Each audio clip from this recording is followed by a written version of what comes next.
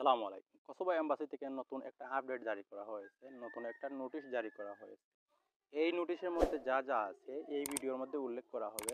বর্তমানে visa processing হবে কিনা এবং যারা ভিসার জন্য ফাইল জমা দিয়েছেন তাদের কি অবস্থা হবে, যারা টাকা লেনদেন করেছেন তাদের কি অবস্থা হবে, ভিসাটা বন্ধ আছে না খোলা আছে, এই যে পরিস্থিতি আছে এটা কিন্তু সম্পূর্ণভাবে ক্লিয়ার করে দেওয়া হয়েছে এই নোটিশের মাধ্যমে।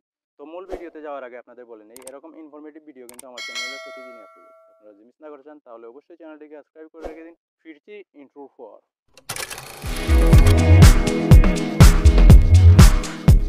তো কসোভো এম্বাসি থেকে যেই নোটিশটা জারি করা হয়েছে এখানে কিন্তু সম্পূর্ণভাবে ক্লিয়ার করে দেওয়া হয়েছে যে তাদের যে জনবলের প্রয়োজন এটা কিন্তু বর্তমানে নেই।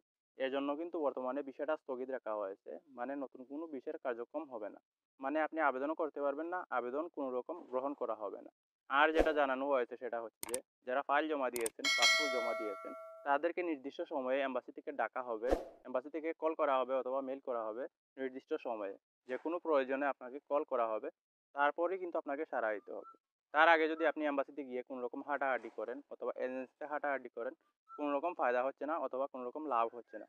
আর যারা এরই মধ্যে পাসপোর্ট উত্তোলন করতে চাইতেছেন, মানে বিষয়টা আর নেবেন না এরকম পর্যায়ে চলে এসেছেন, তারা কিন্তু চাইলে যে কর্মঘণ্টা আছে এম্বাসির কর্মঘণ্টা, এর ভিতরে আপনি যোগাযোগ করতে পারেন। আপনি নিজে যোগাযোগ করতে পারেন অথবা আপনার যে এজেন্সি আছে ওই এজেন্সির মাধ্যমে আপনি যোগাযোগ করতে পারেন। আপনার পাসপোর্টটা আপনি উত্তোলন করে নিয়ে আসতে পারেন, এর জন্য কোনো সমস্যা হচ্ছে না। তো এবার কথা হচ্ছে যে যারা টাকা জমা দিয়েছেন অলরেডি, কোনো এজেন্সিতে টাকা জমা দিয়েছেন পারমিটের জন্য অথবা আপনার ভিসার জন্য, এখন আপনারা কি করবেন? যারা এরই মধ্যে ভিসার জন্য টাকা জমা দিয়েছেন, আমি যেটা বলবো আপনাদের, আপনারা কিছুদিন ওয়েট করেন। এখানে কিছুদিন ওয়েট করার কথা বলা হয়েছে। আপনি নিজে থেকে কোনো রকম যোগাযোগ করতে পারবেন না। তো অবশ্যই আপনি কিছুদিন ওয়েট করেন।